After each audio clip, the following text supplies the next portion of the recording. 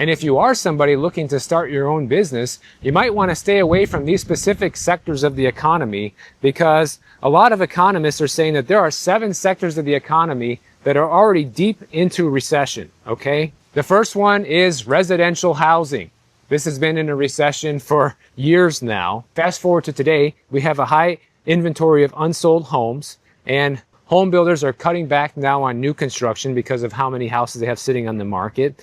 Building permits are declining. These construction companies are even laying people off because they have too many workers for the houses that they're not building. And so I want people to think about these different aspects of the economy as we go through this, because if you're going to start any type of business, you want to make sure your business isn't going to heavily rely on any one of these sectors of the economy. Commercial real estate is another one. We've had 6 straight quarters of falling business investment.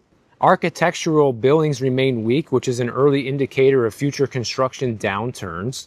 Commercial real estate is likely going to continue being weak as people don't need the office space like they used to. A lot of people are working remotely or from home or starting a business.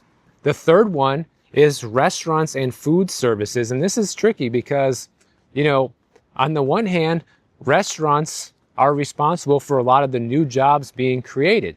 But you got to remember, restaurants can be very come and go, guys. Like, I see that a lot here in Miami. I've seen restaurants open up and not even make it a year before their doors are closed. If you're going to go the restaurant route, you better be providing some very good food at some very good value. Something we just went over in the beginning of this video that McDonald's used to do well and no longer does.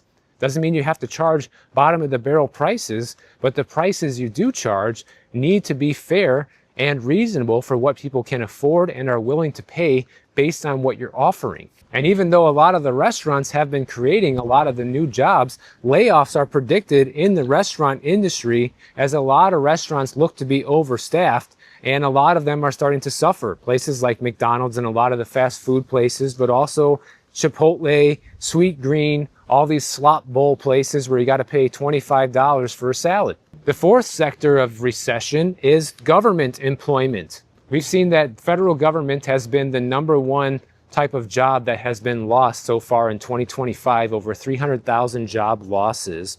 And state and local job losses are becoming more likely now as well, as local governments have to tighten their budgets too. And if home values continue to decline, a lot of these local budgets are going to have to shrink even further, as they're going to be forced to lower people's property taxes. They can't continue having property taxes go up when home values are coming down. Also, businesses like freight and trucking are having a real hard time right now.